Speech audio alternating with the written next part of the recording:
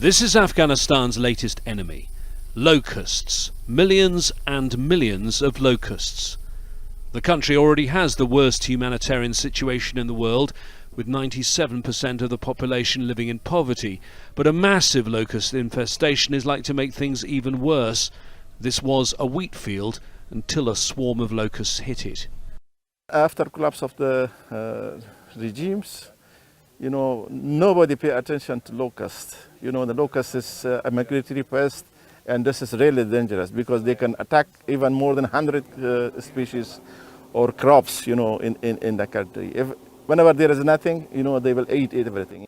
The UN is preparing for the worst. Their predictions suggest up to 1.2 million metric tons of wheat and other crops could be destroyed. That's about a quarter of Afghanistan's annual production. If you look at it in monetary terms, at today's rates, that could be up to $480 million. For a country that doesn't have enough money or food, these insects could be devastating. The methods used to remove the locusts may seem primitive, but it works. They're swept up in a giant tarpaulin. The previous government had spraying capability, but for reasons that aren't clear, this is not being used by the Taliban. The locusts here are destroyed by pouring them into pits dug in the ground and then covering them with soil. Local farmers are being paid by the UN agency to carry out the work. It's some money for families whose crops and livelihoods have already been badly hit. I spoke to Habibullah, a farmer and local elder. We are very annoyed by these locusts. They eat our grass and damages our income and life. They eat our crops. The wheat that we grow here is damaged by the locusts. Since the Taliban took control of the country nearly 2 years ago, locust monitoring has lapsed. And even if these efforts mean the UN's worst fears aren't met this year, things could still get worse. The locusts are currently mating, some are already laying their eggs, and experts say if left untreated, the numbers next year could increase 100-fold. James Bays, Al Jazeera, Baghlan Province, northern Afghanistan. The most powerful cyclone to hit the Bay of Bengal in the last 10 years is crossing the coasts of Bangladesh and Myanmar. Strong winds and rainfall caused by the Category 5 storm has forced hundreds of thousands of people to move to safer areas. Nearly 1 million Rohingya living in refugee camps in Cox's Bazar are in the storm's projected path. Aid agencies say they're preparing for a major emergency response. Tanvir Chowdhury's got more. Bangladesh has been spared the main threat of the cyclone Mocha. By the time it made landfall here somewhere around 7:45 GMT to 8 GMT, the wind speed was barely 120 km per hour. And you can still see the wind is still on. It's the peripheral wind and heavy rain. It hit the St. Martin Island. There's some damages. One person was killed there by a falling tree. That's an unconfirmed report by our contact from journalists staying there. There's been some damage on Sharpur Deep nearby. As for the Rohingya camp, we know there's been no major damages. Our contact said few huts were damaged. They're already repairing it. There was no landslide or flood. So they also have been spared from this thrust of this cyclone. Now, the government and the rescue and Red Cross and others going to assess the damage. It may take a couple of days or even weeks because many of the fishermen live in scattered islands in the coastal areas. A lot of the people who live in the coastal areas are in the shelters. They most likely will lose all their aquaculture, farmland, and other crops. Those are major damage for the poor people living by the coastline. It takes months and years for them to get back on their feet unless they get help from the government and other aid agencies. We yet have to see what are the real damage within the next few days or even weeks. If water is the source of life, here in L'Espluga de Francolí, the lack of water has become a way of life. Juanita Perez has had to rethink how she runs her business since restrictions were imposed in the village. Yes, because we are used to open the tap and have water. Now at 7 p.m. and I don't have a drop coming out. It's complicated. And if one day you don't think about it, then you don't have water. Now I prepare and I have water to wash dishes because otherwise I wouldn't be able to do anything. It hasn't rained here in months and the Francolí River is completely dry. For centuries, it had allowed the village to thrive. Catalonia is facing the most severe drought in living memory, and water scarcity is an ever-growing problem as the summer season approaches. Sewage has become part of the solution. That dark, opaque, stinky liquid goes through a purification process and eventually becomes drinkable water. It's hard to imagine, but that's what happens to the sewage of about 2 million people on a daily basis. The water treatment plant has been working at full capacity for the past year. 200,000 cubic meters, that's the same as 50 Olympic swimming pools, are regenerated and purified every day. Enough clean water for up to 1.5 million people a day. Regenerating the used water can solve part of the problem. From my point of view, without regenerating water, we wouldn't have many options to solve our current problem. People in l'Espluga de Francolí rely on water deliveries. 10 tankers a day carrying on average 25,000 liters, each coming, for now, from a natural source. But it's not sustainable, and people here know that. How to use water efficiently has become a main topic of conversation. You always have to think as in a situation like now. You have to think that the water is limited, and we have to treat the water as oil. We must understand that water is more important than gas, because without water there's no possible life for humans. More than 400 municipalities face water restrictions. Alternatives help alleviate the problem. Across Catalonia, people are praying for rain, but for now, their prayers go unanswered. The devastation from last year's wildfires in southwestern France is clear, but less visible is what's happening underground. Near the town of Hostens, a fire's been burning beneath the earth at the site of an old brown coal reserve since July.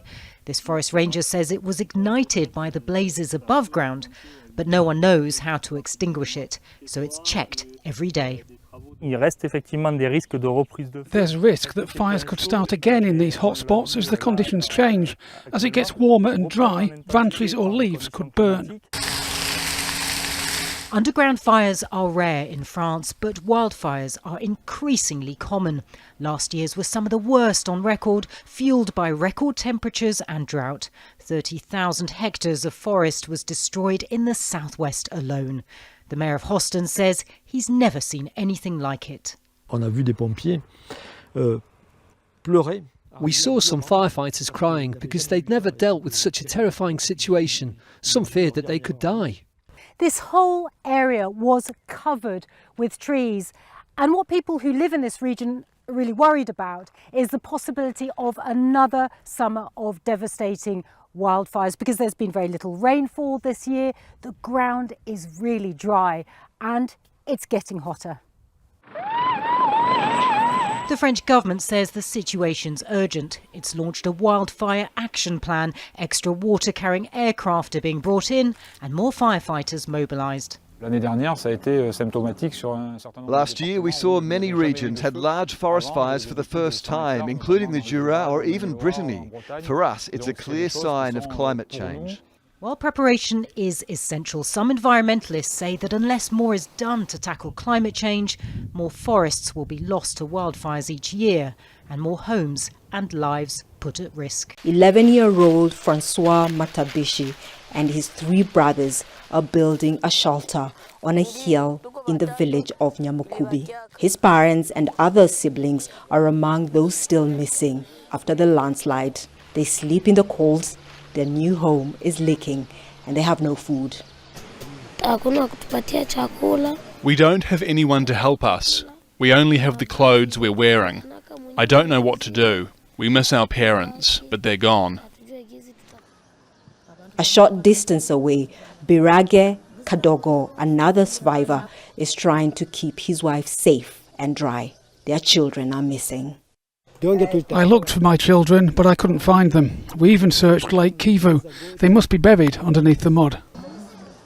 All these families have similar stories. The landslide killed hundreds of people, relatives, friends and neighbours. This is very much a community in mourning. People here are trying to do whatever they can to rebuild, but this area is not safe. They say it's been raining heavily every day. Aid has started trickling in, but the number of people who need help far exceeds the supplies. Government officials say the priority is moving people to safety. We have formed a committee to gauge when we can declare the end of the search and recovery operation. What is important is to protect those who've been affected and to make sure we have measures in place to avoid another tragedy. Francois and his brothers tell us they're trying to stay strong, stay alive. Amid the rubble from February's devastating earthquakes, Mehmet and Nadim try to make a living. Turkey's economy has faltered in recent years, but despite the hardships, many people's loyalties have not shaken. President Recep Tayyip Erdogan's AK Party appears to have maintained its popularity in traditional strongholds in southern provinces. I won't vote for anyone apart from the AK Party. My grandfather and father were members of the party. On Sunday, the party that has governed for 2 decades faces its toughest election challenge yet. There are 9 million voters in the earthquake-affected areas. In the aftermath of one of the worst disasters in modern Turkish history, many blame the government for its initial slow response and accused it of ignoring building safety standards, but not in Erdogan's electoral base. I will sacrifice myself for him. This natural disaster was a test from God. Erdogan did what he could, and people should be thankful. I am, even though I'm living in a tent. Millions of people lost their homes. Erdogan has focused much of his campaign on promises to rebuild within a year. But here, in Hatay, one of the worst-hit provinces, many say they were and continue to be ignored. When there were floods in Urfa after the quakes, everyone there was compensated. But since the quakes, nothing was given to Hatay. They only focus on those who vote for them. This is an opposition stronghold. In Turkey, voting behavior has a lot to do with ideology, political affiliation, and loyalties. The state of the economy and the handling of such a disaster will have little impact on a decades-old fault line. In simple terms, there are secularists and those who welcome a greater role for Islam in public life. And Turks, not just in these quake-devastated areas, tend to vote along party lines. The fallout from the fighting in Khartoum is playing out in the heart of the Sahel, some of the harshest terrain in the world. Vast and remote, places that are no stranger to conflict and war. From the air, you can get a real sense of how arid this landscape actually is. The temperature is incredibly high, it is very hot, and the riverbeds down below are bone dry. Those who arrive from Sudan cross the empty wadis in search of safety and water. Most are women and children. Some have been here for hours, others weeks. Halima Muhammad and her family arrived 12 days ago. Her husband and father went to buy supplies in Al Janaina, the main town in Sudan's West Darfur region. They haven't been heard from since the violence broke out a few weeks ago. I'm frustrated. We didn't get any news from them. We need tents, we need jerry cans, we need blankets, we need food. Everyone says they are afraid of being caught on the wrong side of the fighting. African Masalit communities here blame African Arab groups for the violence. I swear to God, the Arabs kill and beat people. We have small children, vulnerable people, blind people, and we all came to protect ourselves. They just burn everything. The Arabs don't leave us alone. When they come, they kill and rape and burn, and we're vulnerable. If we let them, they'll burn our houses with the people inside. I saw this in the last war in 2020. I saw it myself. They burned people, and I buried them with my own hands. Not all people say they are fleeing active fighting, but the fear of what may be coming is real. The conflict in Khartoum is worsening the threat of communal violence for people in West Darfur. A rumor is enough to send entire communities in search of safety. Newly arrived refugees from Sudan often find shelter with friends and family in villages on the Chadian side of the border, but this is also a fairly common sight in this part of the country. People crossing the dry riverbeds, crossing the wadis, coming into Chad and finding safety under the shade of a tree wherever they can. Generations who've grown up hearing stories of war and past tragedies are on the run, scared they might be next. This is the aftermath of ethnic violence in the northeast Indian state of Manipur. Authorities say order has been restored and the curfew relaxed, but tribal leaders say the situation remains volatile. Fearing attacks, some Métis community members have joined security forces patrolling their villages. They say Cookies living nearby opened fire at them. We are very scared. We don't sleep in our houses.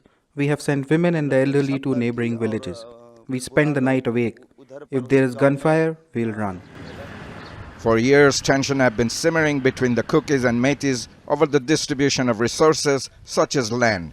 The latest violence was sparked by a protest against government plans to give the majority Métis special status. Of course, some sporadic incidents are happening in some areas, but curfew was relaxed for 7 hours and 321 FIRs have been registered. 30 persons have been arrested in connection with the violence. Some Cookie leaders are demanding separate state. There is no political talk or there is no talk between the communities, between the Métis and the tribal people as of now. So until and unless there is some kind of an agreement or a peace agreement, we will not bury our dead bodies yet. Other people believe the conflict will be resolved soon.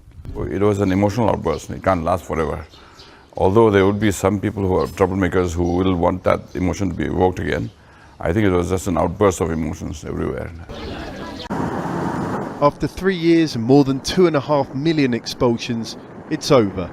The Title 42 public health order that turned into a near blanket ban on asylum seekers on the US's southern border is gone.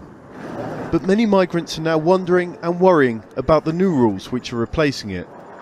In a tent camp in Juarez, North Mexico, in the shadow of the border, Jeremy from Venezuela was trying to use a US government app called CBP One when we met him. Under the new regulations, the app's now the only way for most migrants to ask for asylum appointments. It only works in Mexico, and although original glitches have been ironed out, after a month using it, Jeremy still can't get an appointment. A lot of people say that going through the jungle is the hardest part, but it's not. The hardest part is Mexico and this app. You know that in 2 or 3 days you'll cross the jungle, but you never know when you'll get an appointment, and it's like a weight on you. There are other new rules too. Migrants will be barred from asylum in the US if they can't show they've requested it in other countries up the route, Mexico for example. Civil society organisations say that carries logistical and security issues. There's also no resources. The Comar right now is stretched thin with record numbers of requests for asylum. And then let's talk about security. You know, a lot of the people waiting for these resolutions are waiting in Chiapas, one of the poorest states in Mexico. Many of them cross over to Tabasco, one of the most dangerous states in terms of a division with narco groups fighting each other for territory. And that's where we see one of the highest levels of reported kidnappings, which we already know largely go unreported. Many migrants try to get across into the US before the new post-Title 42 rules came into effect, even wading across rivers, testament to their worry about what came next. Now there's a lull on the border. Cities like Juarez that usually witness heavy migrant flow are quiet for now, but that might not last long. Activists and even Mexican officials have told us that once people get used to the changes, numbers could and probably will go up again. This is the latest of so many attempts from the US to shore up its southern border, but there are 22 million displaced people in the Americas. Violence, poverty, these are the fuels that continue to push them towards the States. As of Friday, they faced another obstacle on their way there. The Mexican government again detaining hundreds of migrants heading through the south of the country, helping its neighbour to the north as it continues to try and control its border. The pores that are in the lighter green are actively sequencing DNA. At the dawn of the new millennium, the human genome, the DNA code that makes us who we are, was mapped. 23 years later, that map just got a lot bigger. The Human Genome Project took more than a decade to publish its first blueprint. Without a doubt, this is the most important, most wondrous map ever produced by humankind. Researchers used it as a guide as they discovered new genes and new potential cures in our DNA. We can be more precise in how we practice medicine, and one way to get more precise is to have fundamental blueprint information, in other words, genomic information about each patient that walks into a healthcare professional's office. But the guide was limited. Drawn mostly from one individual, it could only represent the unique traits of their ancestry. Now, scientists have expanded it, adding samples from nearly 50 people from populations across the globe. It's now called the Pan-Genome Project. An example of that actually was a variant that we uncovered that is primarily present in East African populations and seems to provide strong protection against malaria infection. So if that variant had been represented in this pan-genome resource, that would have simplified our work a great deal, I think. The human genome, our DNA, is 3 billion letters long. You can see it here, copied and tangled up inside of a splitting cell's nucleus. More than 99% of it is nearly identical from person to person. But in that less than 1%, there is almost endless variety, all of the differences that make humans so diverse. And it's that diversity that the pan-genome will begin to map. The question now is how to use this new public information to benefit all of humanity. I think we're in a remarkable age where the technology is allowing us to capture this type of data in high quantities and across many different regions. One of the keys here at this point will be to really engage with the communities who are contributing their genomes to ensure that it's not just a matter of acquiring the information without their input, but truly partnering so that the benefits are equitably shared across all populations. The scientists behind it say they aim to include 350 more individuals by next decade. Russian drones have attacked the city of Khmelnytsky in western Ukraine, damaging hundreds of houses, according to the mayor. A video circulated on Russian social media shows CCTV footage of the blast in the early hours of Saturday. Reports suggest several drones destroyed a major munitions depot. Natasha Butler has more from Lviv.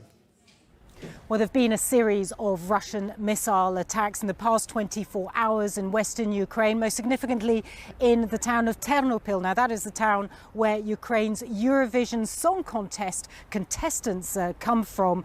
The attack happened just before that singing competition began in the British city of Liverpool. According to local authorities there, 2 people were injured. An attack also a few hours before in the city of Khmelnytsky. Now, that is just east of here in Lviv. A huge fireball was seen rising over the city. It is reported that an ammunitions depot was hit. No confirmation, though, on that from Ukrainian authorities. Now, all this comes as Ukraine's President Volodymyr Zelensky is in Berlin meeting the German Chancellor Olaf Scholz. Germany has just announced its biggest military aid package yet, worth some $3 billion. The United States says it has serious concerns about the docking of a sanctioned Russian cargo vessel at a South African port last year. It says the Russian ship, the Lady R, picked up weapons during its stop at a Cape Town naval base in December. The comments have angered South Africa, which says there's no evidence to support the claim, but it's promised an investigation. South Africa has refused to condemn Russia's invasion of Ukraine, saying it wants to remain neutral in the conflict. Well, Richard Calland is from the University of Cape Town. He says President Ramaphosa has given Parliament a very muddled explanation. The presidency has equivocated somewhat. On the one hand, President Ramaphosa told Parliament this afternoon that he would need to look into it. I think that was an unsatisfactory answer in the circumstances when a major power like the United States, in the context of the Ukrainian war, makes such an averment with such forcefulness as the ambassador of the United States and South Africa did this afternoon. I think it requires a clear response. However, on the one hand, the United States have refused to hand over the evidence, as it were, to the South African government. They say, according to the presidency of South Africa, that they will only do so to a credible authority. So that raises the question of whether the United States now distrusts the South African government to such an extent that it's unwilling to give such evidence over to them. The presidency tells me that the president of South Africa, Cyril Ramaphosa, therefore had no choice, faced by, on the one hand, this averment from the Americans, on the other hand, his own government saying that they have no knowledge of this. The defense ministry has told the presidency they have not sold or given arms to the Russians, and therefore the president has had to react by appointing a former judge to look into the matter. You'll be ready for landing. Greeted in Rome with Air Force fighter jets and full pomp and ceremony, the Ukrainian president began his latest swing through Europe for talks on war and peace. As the grinding conflict back home consumes more and more military aid, Volodymyr Zelensky received assurances of sustained support for his country. Ingiusta aggressione da parte della Federazione Russa. The victim of a brutal and unjust aggression on the part of Russia, said Italy's Prime Minister. Certainly, we have to speed up the support. In Stockholm, the EU's foreign policy chief, meeting with counterparts, urged member nations to dig into their own stockpiles. Ukraine needs about 1,000 shots of artillery per day. 1,000 per day just in Bakhmut. But it's not just European allies Zelensky has to rally for a planned counteroffensive on the battlefield. The most delicate stop on his Italian trip, which he hailed as important for Ukraine's approaching victory, was his visit to the Vatican for discussions with Pope Francis. Their meeting is happening almost 2 weeks after Francis said the Holy See was involved in a secret mission to bring peace. So secret, it appears, both Russia and Ukraine claim to know nothing about it. It's not clear if Zelensky's visit is part of a Vatican peace effort, and there are questions about whether Francis can be a viable negotiator between two overwhelmingly Orthodox and not Roman Catholic countries. But even before Zelensky arrived, the Pope tweeted about creating paths of encounter and dialogue that lead toward peace. Zelensky says he asked the Pope to condemn Russian crimes in Ukraine and that he spoke of his own peace formula as the only effective algorithm for achieving a just peace. Asked later on Italian state TV whether the Pope could play peacemaker, Zelensky reportedly said, "You can't mediate with Putin."